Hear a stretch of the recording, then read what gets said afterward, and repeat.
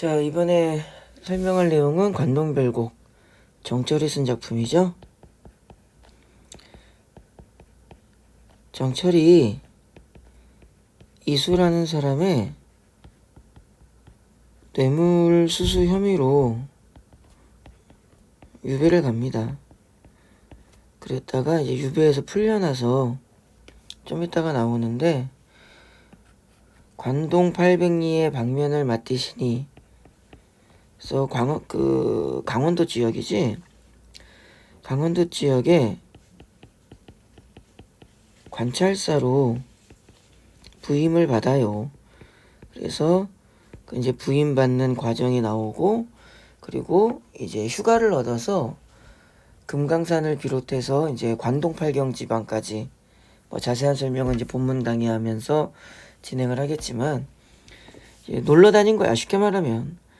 그래서 이제 아름다운 자연의 모습과 그 자연을 통해서 발견하는 유교적 충의사상 또는 도교적 신선사상이 잘 나타나 있는 기행가사지. 기행가사. 기행문이 뭔지는 알죠? 여행 다니면서 쓰는 거. 그래서 일단은 전체적인 내용 골격은 기행문의 3요소. 여정, 공간이동을 여정이라고 하죠. 그 다음에 어디에 가서 내가 뭘 봤다. 볼견, 들을문. 그리고 거기에 대한 개인적인 가치관이나 정서적인 느낌, 감상. 그래서 전체적인 지문의 골격을 여정, 견문, 감상의 틀을 유지하면서 전체적인 지문의 내용을 정리하면 되는데, 오프라인으로 선생님 강의 들으신 분은 이제 한번 강의를 했죠, 선생님이. 그래서 지금 촬영해 드리는 거는 이제 복습용으로 이제 지문 분석을 해 드리는 거고요. 선생님 온라인 자료집을 드린 거에 보면은 이제 문제도 이제 별첨으로 붙어 있습니다. 문제풀이 여러분들이 좀 하실 수 있도록 복습형 강의로 관동별곡 내용 정리를 할 거야. 아까 말씀드렸듯이 여정, 견문, 감상의 틀을 유지하고요. 특히 감상에서 이 정철이 가지고 있는 유교적인 가치관이나 도교적인 신선사상이 어떻게 나타나 있는지 그런 부분들을 중점적으로 보시면 되고, 학교 내신 같은 경우에는 여정, 다시 말하면 이제 공간이동 같은 것을 이제 정보를 잘 찾을 수 있는 시험 문제가 이제 출제가 되는데, 그 여정을 좀 외우면서 공부하시기보다는 전체적인 지문의 내용을 공부하시면서 어차피 시험 문제가 옆에 지문이 나오잖아. 그 지문에서 여정을 좀 발견할 수 있는 형태로 학습을 하시는 게 좋습니다. 요령이 나름대로 있어요. 관동별곡의 전체적인 내용을 정리하는. 그거는 선생님이 전체적으로 본문 내용을 다 강의를 하고 이제 틈틈이 그 사이사이에 어떤 식으로 본문을 정리해 나가시면 효율적입니다 라는 말씀을 좀 드릴게요. 그리고 아까 말씀드렸듯이 지문이 좀 길어요. 그래서 강의를 한 번에 그냥 쭉 이어서 하기는 힘들고, 서사, 본사를 둘로 나눌 겁니다. 본사 1, 본사 2, 그리고 결사, 이렇게 한 4단계 정도로 좀 나누어서 전체적인 지문 정리를 해볼까 합니다. 자, 볼게요. 필기할 게 상당히 많아요. 아이패드가 선생님 익숙하지가 않아서 좀 썼다 지웠다 할 것 같아. 자, 봅시다, 이제. 강호의 병이 깊어 중림에 누웠더니, 자, 여기 강호라는 단어가 일단 하나 보이죠? 요 강호라는 단어는 강과 리버, 호수, 레이크 맞나? 몰라. 강과 호수라는 뜻이고요. 전체적으로 자연을 의미합니다. 자, 이럴 때 자연을 구성하는 요소가 강과 호수만 있는 건 아니죠. 뭐 나무도 있고 꽃도 있고 산도 있고 뭐 많잖아. 그죠?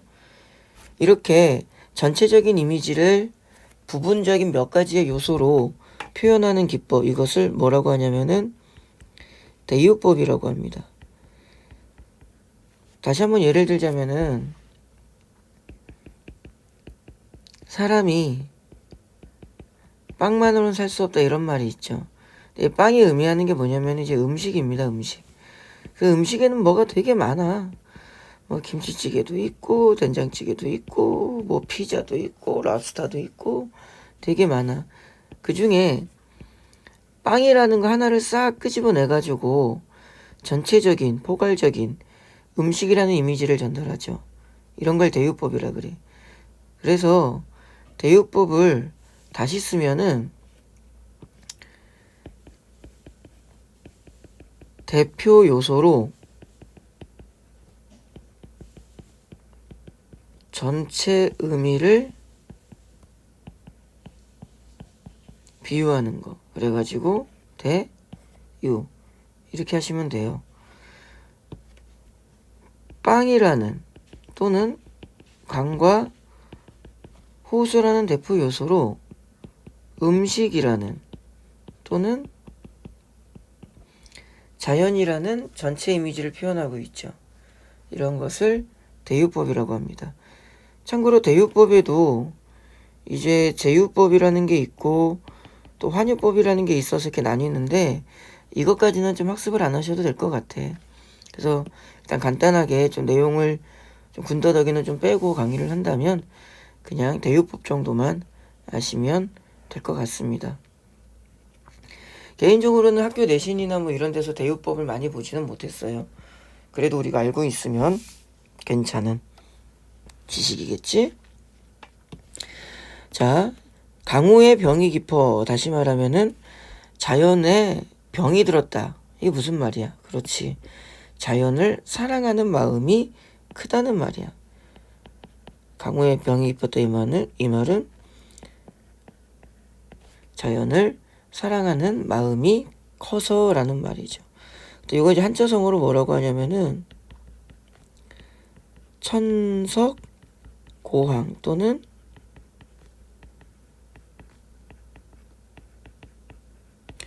연하 고질이라고 합니다.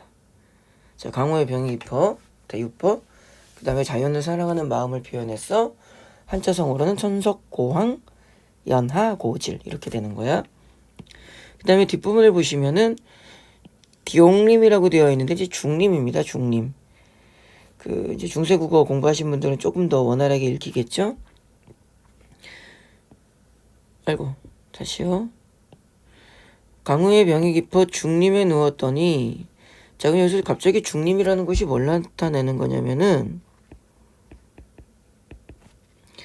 이거 전라도 창평그림이에요. 그러니까 자기가 대나무 숲에 누워있다고 하는데 실제로 이 작품이 창작되는 배경을 보면은 정처는 전라도 창평에 가 있었어. 왜 가 있었을까? 아까 이야기했죠. 그 뇌물 받아가지고 유배 간 거라고. 유배지에 가 있는 겁니다. 근데 이제 자신이 작품을 쓰는데 내가 뇌물 받아가지고 유배지에 가 있었는데 이렇게 말하면 쪽팔리잖아. 그래가지고 그냥 자연을 사랑하는 마음으로 중림, 창평에 있었다라고 어떤 의미에서 본다면 자기 자신을 미화시킨 거죠. 그럼 왜 하필이면 이 전라도 창평을 중림이라고 표현했을까? 그 중림칠연의 이미지를 살려준 거야. 중림칠연이 뭔지는 여러분이 네이버 검색하세요. 그냥 충신과 관련된 뭐 임금을 위한 어떤 그런 표현들이 나오는 어쩌고 저쩌고 이야기 나올 겁니다. 뭐 선생님이 이제 한국사 선생님도 아니니까 뭐 선생님이 어설프게 이야기하느니 네이버 같은 데서 중림칠연 검색하셔가지고 좀 보시면 좀 더 이해가 잘 되겠죠? 그래서 이 중림이라는 표현은 중림칠연 이미지를 살린 거야.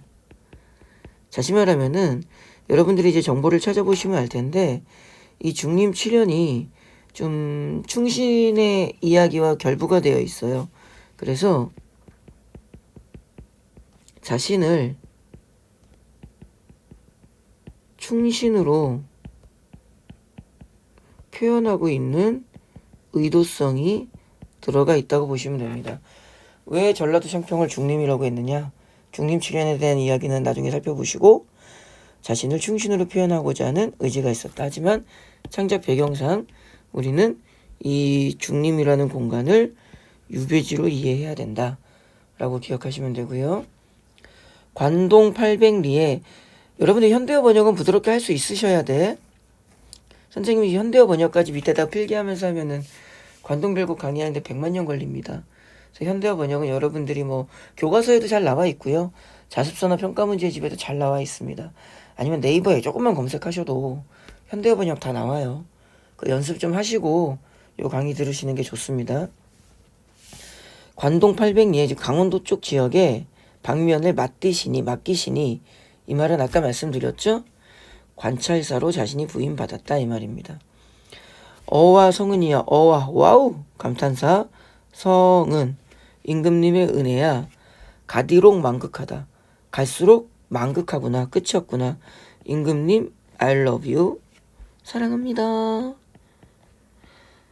생각을 해봐. 유배지에 가서 찌그러져 있는데 어느 날 갑자기 전화 와가지고 야 저 너 강원도 가가지고 도지사에 관찰사가 도지사입니다. 도지사이라 이러면은 뭐 기분 째지죠. 그러니까 임금님 감사합니다 이러고 뭐 무릎 꿇고 막 기어가야지. 유교적 충의사상을 나타내는 구절이라고 볼 수 있으면 되겠죠. 선생님이 일부러 유교적 충의사상을 빨강색으로 적었어.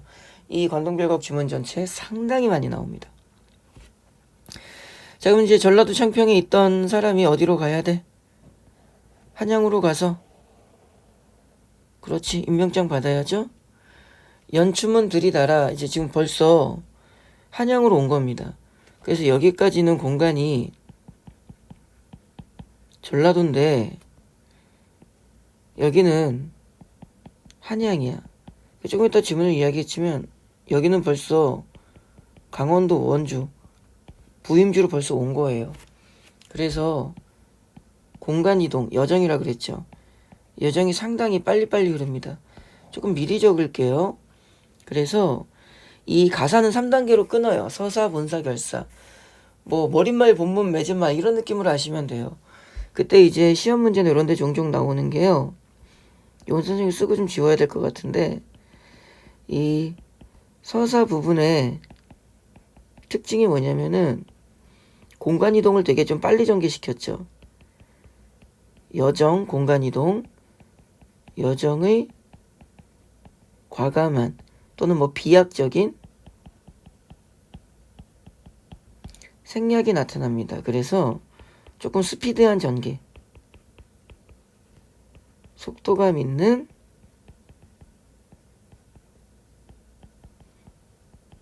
내용 전개가 서사 부분의 특징이다 라고 이해를 하시면 돼요. 자, 우리 공간을 좀 살펴볼까요? 그러면 중림이 있었죠. 연추문, 경해남문은 조금 더 설명할게요. 경해남문 한양에 온 거예요 벌써. 그리고 평구라는 곳에서 말을 갈아타고 흑수라는 곳까지, 섬강이라는 곳까지, 강원도 원주 치악까지 왔어요. 공간 이동이 어때요?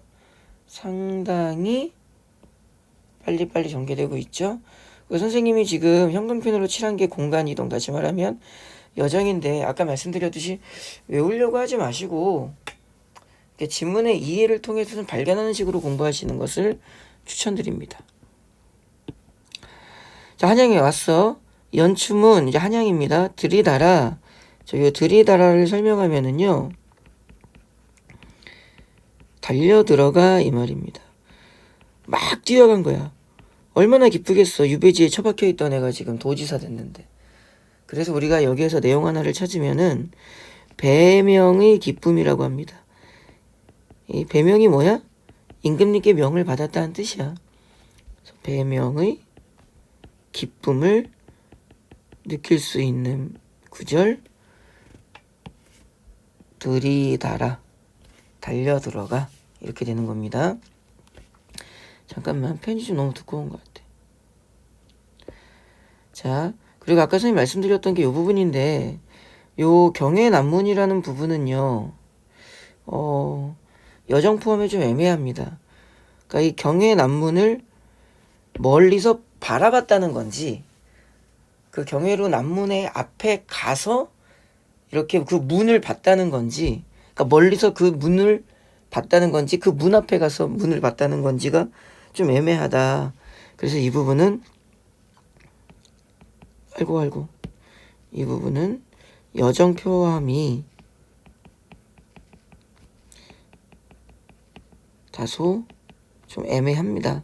그래서 학교 선생님들의 강의를 잘 들으셔서 좀 내용을 결정하시는 게 좋을 것 같고요. 오프라인 강의를 들으시는 분들께는 선생님이 자주 말씀드리는데 선생님을 모르는 유튜브 같은 것들을 통해서 조금 공부에 도움을 받으시는 분들은 학교 내신에 있어서 잘 기억하셔야 되는 게, 선생님이 전달하는 메시지와 학교 선생님이 전달하는 메시지가 다르면 무조건 학교 선생님이 가르치시는 게 정답입니다. 그 이유는 여러분들이 더 잘 알 거라고 믿어. 자, 하직하고 물러나니 내 앞에 옥절이 있대요. 자, 옥절이 뭐냐면은요, 임명장 같은 겁니다. 일종의 증표예요. 증표. 신분증 같은 거예요. 다시 말하면은 내가 강원도 관찰사로서 임명장을 받았어. 신분증을 받았어. 그렇지. 그럼 우리가 여기서 뭘 하나 적을 수가 있는 거야? 화자의 신분이 이제 도지사가 된 거죠. 화자의 신분을 알 수 있게 되는 단어가 되겠죠. 임명장이 내 앞에 서 있구나. 그 다음에 아까 말씀드렸듯이 평구역, 흑수, 섬강, 티약, 여정의 과감한 생략이 느껴지죠? 쭉쭉쭉 왔고요. 요 치약이 이제 강원도 원주로 이제 여기가 부인받아 가는 곳이라고 합니다. 그 다음 문장을 잠깐 볼게요. 소양강 나린물이 어디로로 든단 말이냐. 소양강이라는 단어가 하나 있어요. 여기서 우리가 공부할 게 뭐냐면요, 일종의 연상작용을 공부할 겁니다. 화자가 참고로 이 소양강도 다 여정에 이렇게 포함시킬 수 있어요. 동주라는 곳도 있고요. 삼각산은 조금 이따 말씀드리겠지만 여정은 안 들어가고요. 다시 소양강이 이제 연상이 뭐냐면은 하나를 생각해서 꼬리에 꼬리를 무는 거잖아. 보통 선생님이 연상 설명할 때 많이 이야기하는 게 원숭이엉덩이는 그렇지 빨가면 사과, 사과는 맛있어, 이런 걸 연상이라 그래.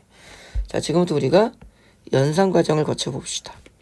자, 어떻게 거칠 거냐면은 내가 소양강을 본 거야. 강원도에 와서. 저 춘천 쪽에 가면 있잖아. 강하면은 아무래도 우리나라에 제일 큰 한강이 생각난 거야. 한강은 어디에 있어? 서울. 한양에 있는데. 한양은 누가 계신 곳이야? 임금 계신 곳이야. 그럼 결국은 소양강 나린물이 어디로 흘러든단 말이냐, 이 말은 이 물이 흘러 한강으로 가려나. 한강, 우리 한양, 우리 임금님, 임금님 잘 지내시나, 임금님 사랑합니다 라는 말이 되는 거지. 그거를 고전문학에서 뭐라고 표현을 하냐면은 연군 지정이라고 합니다. 연군 지정에 대한 메시지는 좀 잘 기억하셨으면 좋겠어. 그 다음 고신거국에, 자, 고신거국이라는 단어가 나오네요. 예쁘게 다시 해볼까, 요거? 고신거국이라는 단어가 나와. 외로울 신하신, 거국, 나라를 떠났다. 나라를 떠난 외로운 신하. 누구를 의미하는 거야? 너무 진해. 다시. 누구를 의미하는 거야? 화자를 의미하는 거야. 자기가 나라를 떠났대. 근데 얘가 정말 나라를 떠난 건 아니죠. 그래서 이 국을 진짜 조선 나라로 생각하지 마시고 그냥 임금, 강원도로 갔으니까 임금, 이렇게 발음 있고요. 임금 곁을 떠난 걸로 해석을 하셔야 돼. 국을 임금 쪽으로 해석을 하셔야 돼. 나라를 떠난 외로운 신하, 자신을 의미하는 거야. 백발도 하도할시야. 백발이라는 단어가 나오네. 흰머리. 여기서 우리가 흰머리를 뭘로 해석할 거야? 근심, 걱정. 근심 걱정이 많으면 사람이 머리가 흰머리가 많아요. 나도 흰머리 많은데. 백발도 하도할시야. 이거 많다라는 뜻입니다. 단어도 풀이는 간단히 할게요, 그냥. 그럼 여기서 우리가 포인트. 결국은 요 문장은 임금님 곁을 떠나서 자기가 근심 걱정이 많대. 왜? 이 간신배 나부랭이들이 임금님 지지고 볶고 난리 떨까봐. 그러면 나라가 어떻게 되겠어? 흔들리고 위태로워지겠지. 결국은 고신고국의 벽발도하도하시아 이 문장은 나라를 걱정해주는 메시지로 우리가 해석을 해줘야 돼. 그럴 때 임금님이라는 존재 자체를 생각하는 것은 연군지정이라고 했다면 국가적 요소에 대한 걱정된 충신으로서의 마음, 이것을 우리가 뭐라고 해주냐? 우국지정이라고 합니다. 자, 그래서 시험 문제 학교 내신 공부하실 때 연군지정, 우국지정은 조금 구분을 해주시는 게 좋습니다. 동짓밤 겨우 세와 왜 동짓밤을 겨우 세웠을까? 임금님 생각도 하고 나라 걱정도 했으니 제대로 잠이 오지 못했겠죠. 근심 걱정 때문에. 그죠? 그래서 여기서 뭐 한자성어 같은 거 하나만 적으면 동짓밤 겨우 세워, 그러니까 잠을 좀 못 잤다는 말이야. 한자성어로 적으면은 이제 잠을 못 잤다, 전전반칙이다 라고 합니다. 뭐 몽유병, 불면증 이딴 거 쓰시면 안 돼. 북한정에 올라가니, 자, 북한정도 여정이겠죠. 선생님이 강의하면서 여정을 좀 놓쳐요. 이렇게 내용에 집중하다 보니까. 여정은 여러분들이 좀 스스로 좀 찾아주세요. 북한정에 올라가니, 자, 그 다음 문장을 볼게요. 삼각산 제일봉이, 자, 삼각산이라는 말이 나왔어.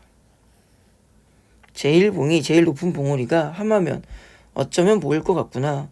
삼각산은요, 이거 북한산입니다. 여기에서 다시 우리가 뭘 찾을 거냐면은 연상을 찾을 거야. 자, 그럼 이번에는 연상을 어떻게 찾을까? 보세요. 이거 쉬워요.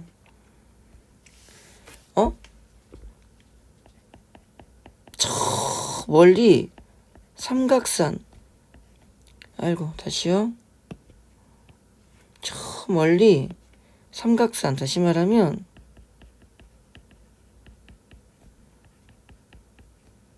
북한산이 보일 것 같은 거야. 똑같아, 위에 거랑. 북한산 한양에 있는데. 한양은 임금 계신 곳인데.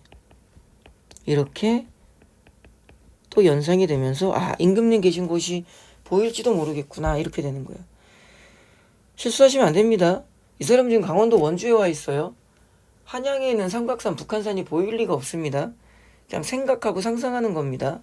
그만큼 누구를 생각하고 상상하는 거겠어? 그렇지. 임금이겠지. 그러니까 여기에다가 선생님이 다시 한번 뭐라고 쓰면 되겠어? 연군지정이다 라고 쓰면 되겠죠. 그래서 공부하실 때 뭐 정 안 되시면 소양강, 삼각산, 연군지정 이러고 외워버리세요. 단순암기가 좋은 공부 방법은 아니라고는 하지만 일단 뭐 단순암기가 기본 베이스인 게 또 공부의 본질이잖아. 외우세요 일단은.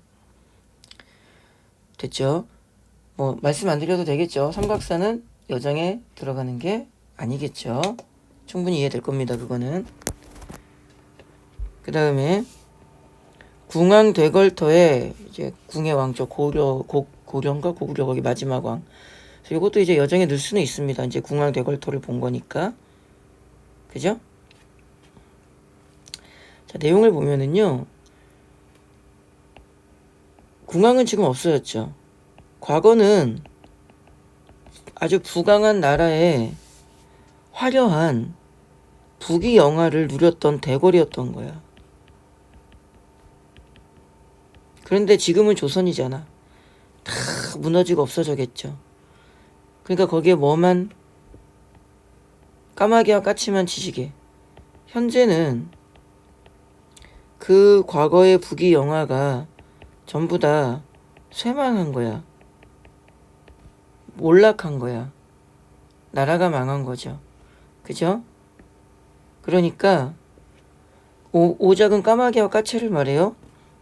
여기 이제 너는 이라는 주어를 넣으면은, 그래서 너가 의미하는 게 오작, 까마귀와 까치를 말합니다.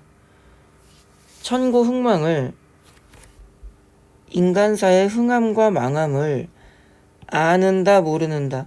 이거 주어가 2인칭일 경우에 는다는요 의문형이에요.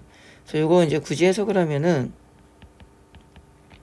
아느냐 모르느냐 이렇게 해석을 합니다. 먼지가 있어가지고. 자, 그럼 우리가 여기서 어떤 내용을 포인트로 잡아야 될까? 자, 볼게요. 까마귀와 까치는 그대로야. 그죠? 얘네들은 예나 지금이나 그 자리에 그대로 지지고 있어. 지지고 볶고 있다고. 그런데 인간사는 어떻게 됐어? 무너지고 몰락했죠. 얘는 가변적인 거야. 그래서 자연사와 인간사를 대비시켜서 결국은 천구흑망, 흥함과 망함, 인생무상을 나타내는 겁니다. 인생 별거 없구나. 저런 부귀영화를 누리던 나라도 결국에는 망하는구나. 이렇게 되는 거야. 그래서 인생무상을 나타내는 구절이다라는 점 기억하시고요. 인생무상 중에서 같은 맥락이긴 한데 나라의 패망을 이야기할 때 맥수지탄이라고 합니다. 이거 이제 나중에 변형 문제 같은 거 푸실 때 요 맥수지탄 찾는 동일한 메시지를 찾는 외부 지문 고르기 이런 거 시험 문제 나오는데 선생님이 그거 문제 좀 쉽게 푸는 방법 나중에 하나 가르쳐 드릴게요. 문제풀이 강의할 때 그거는. 제가 하나만 더 적을게요. 얘가 누구한테 말 걸었어 아까? 까마귀같이. 그죠? 다시 말하면 뭐야? 자연물에 말 걸었죠. 그래서 자연을 의사소통 또는 서로 대화가 가능한 교감이 가능한 대상으로 인식하고 있다. 이렇게 작가의 가치관도 같이 기억을 하시면 좋을 것 같아. 요령이 만약에 시험 문제에 요 부분 이거 똑같은 내용을 찾을 수 있는 외부 지문 찾으라고 혹시라도 시험 문제 나오면은요 자연물 의인화시켜서 말 거는 거 찾으면 돼요. 이제 뭐 자세한 이야기는 변형 문제 강의할 때 다시 봅니다. 자, 회양 내 이름이 마침 같구나. 자, 회양이라는 공간이 나오죠. 이제 자기가 부인받아서 간 동네 이름이라고 생각을 하시면 되는데 여기서 그 이름이 네 이름이 자기가 부인받아서 가는 그 공간의 이름이 마침 똑같대. 급당유라고 나오는데 급장유라고 읽으시면 돼요. 중국에 있는 사람 이름입니다. 그 사람의 풍채, 모습이에요, 모습. 고쳐하니 볼 것이냐, 다시 보지 않겠느냐 이 말은 다시 볼 수 있을 것이다 이 말이야. 자, 요것만 좀 미리 먼저 적어 놓으면 고쳐하니 볼 것이고 이 말은 현대어로 번역하면 다시 볼 수 있을 것이다 이렇게 해서 그래. 자, 이게 무슨 말이냐면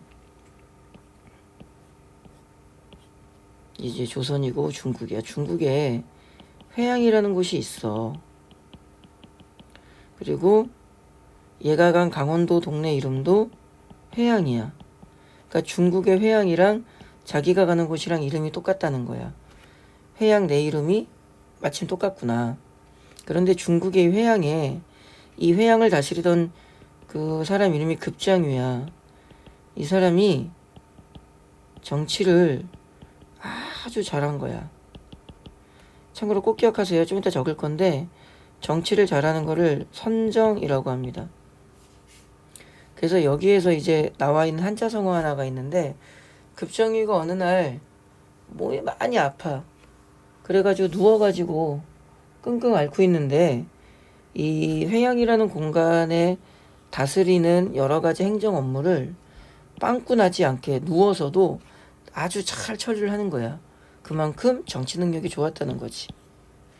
그래서 한자 성어 뭐냐면 누울 와자, 다스릴 치자, 회양, 와치회양이라는 말이 나와.